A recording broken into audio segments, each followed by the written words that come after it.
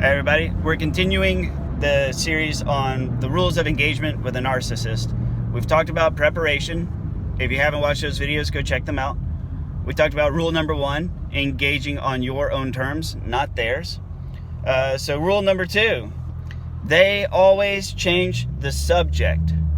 Do not allow the subject change. Do not allow it. Always redirect back to your subject. The example I've given in every video, and you're probably sick of hearing it if you've watched them sequentially, is The Exorcist, where the priests go into the room and they have to stay focused no matter what the little girl is doing. They have to keep their heads down, stay sharp, stay focused, and do what they came there to do. You have to do the same thing.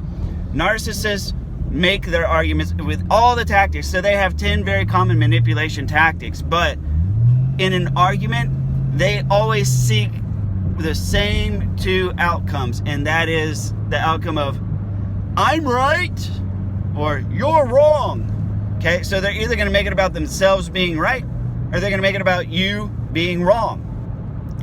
In the preparation videos, I talked about preparing emotionally and mentally.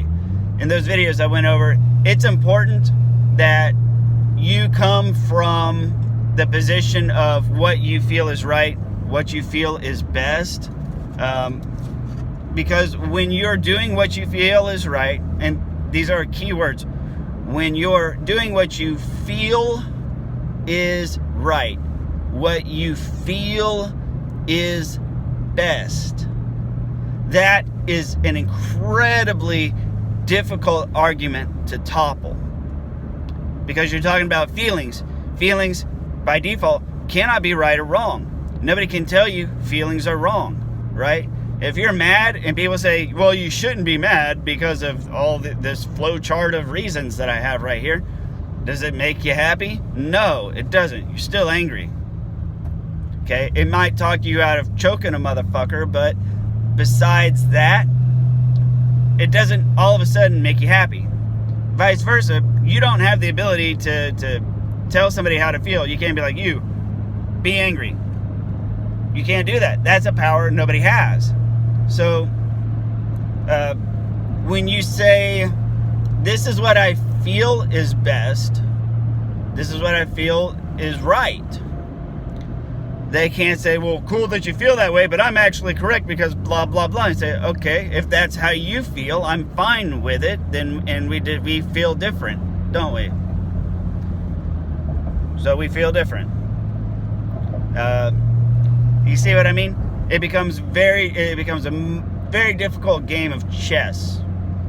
But they're going to always try to change the subject. So you call out their tactics as they use them. You say, well, now you're just trying to put it back on me. That's not okay. Don't change the subject. Well, now you're just trying to triangulate against somebody else's feelings or somebody else. Don't change the subject. They say things like, well, Huey, Dewey, and Louie all do this as well, so you're saying that I got it wrong, and Huey got it wrong, and Dewey got it wrong, and Louie got it wrong? Yes. Yes. That's exactly what I'm saying, because it's entirely possible for 4 people to get shit wrong sometimes. So, yeah. Yeah, I'm saying that. You know, they say, well, that's not what happened. They try to gaslight you about something in the past. That's not what happened, and you know it. No, it's exactly what happened, and you know it. Don't change the subject. Stop trying to put it back on me. That's not even related to what we're talking about right now. You know, that's a good one, too. You can always, I can guarantee you, at the end of each of your sentences, will come and attempt to change the subject, and the subject will always be, this is why I'm right, and this is why you're wrong. And so your response to that is always, you're just changing the subject. Stop trying to change the subject. That's irrelevant. It's absolutely irrelevant. If that's how you feel, I'm fine with it, but that has zero relevance to what I'm trying to talk about. It's like, so I understand you feel that way. It's not relevant to what I'm trying to talk about. Please listen, right? You say, please listen to what I'm saying. They almost always scoff but that's sort of a necessity if you're recording, and we'll get into that in the later video about documenting. Always record your interactions. Always say, please listen to what I'm saying, because you're not getting it, you are not understanding, and you continually change the subject to something that I'm not trying to talk about. So you need to always put that in there. When it comes to conversations about children, sometimes they try to triangulate against you using the kids. Say, well, that's not what the kids say, and that's not what the children say. And say, well, because clearly you're coercing them. You know, kids are easily coerced. You're going to sit there and waterboard them with tactics until they give you the answer that you're so obviously looking for. It's easy to do that with kids. You know, that's underhanded, and you do not need to be involving the children. Leave the children out of it. This is between the adults, okay? Children should never be involved in adult matters and adult conversations and adult issues. So, not only should they not be involved, they don't really have any power to control the outcome. The adults do. So there's really no reason to involve them, and it's better for them. So, yeah, that's about it. So to sum it up, after everything you say will always come the attempt to change the subject, to turn it around to I'm right and you're wrong, or one or the other. It will always use one of their 10 manipulation tactics. You'll either get something like projection, gaslighting, rage. They love to interrupt. Oh God, that's the other thing. Sometimes you can't even get your whole complete thought out because they interrupt. And when they interrupt, just expect it. Let them jabber. This is what I love to do. You can do one of two things to address interrupting. Number one, just don't stop talking. And they're going to sit there and they're just going to talk. You know, and it's eventually going to piss them off because you're still talking.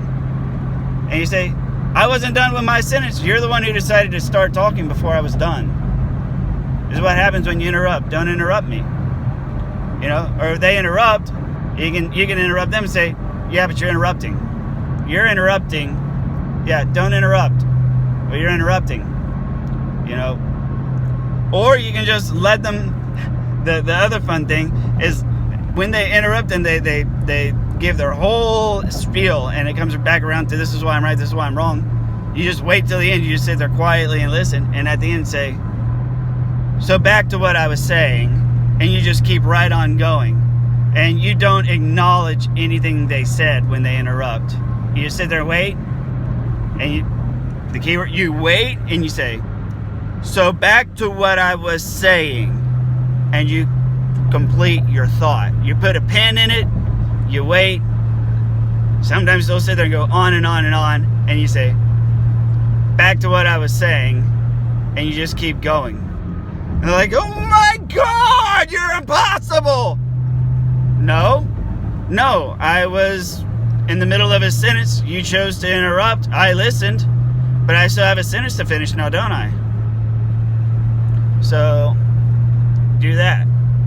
So they interrupt, they blame shift, they project, they gaslight, they try to seduce, they play victim, they blow up, they have a fit of rage, they go into theatrics, histrionics, they do all these different things.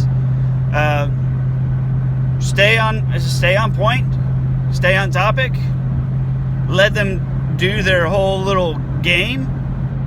And then when they're done, are you finished? Because I still need to finish what it was I was going to say. And blow it off. Ooh, that makes them mad. Ooh, it makes them mad. Ooh, it makes them mad. So, that's about all I got on this one. Thank you very much for watching. Do please like, comment, or share. I'll see you on the next video.